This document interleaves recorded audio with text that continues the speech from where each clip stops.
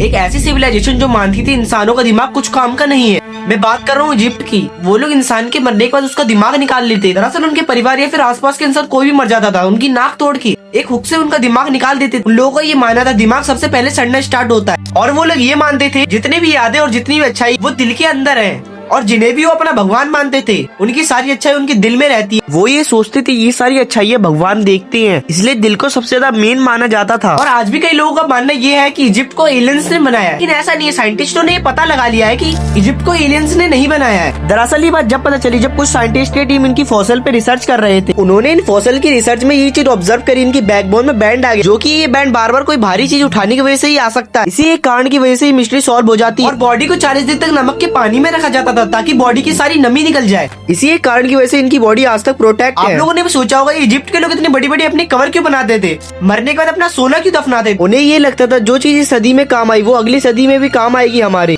यानी कि मरने के बाद उनकी नई लाइफ स्टार्ट होगी, इनका ये मानना था। और कुछ टाइम बाद मम्मियों को श्रापित माना जाने लगा।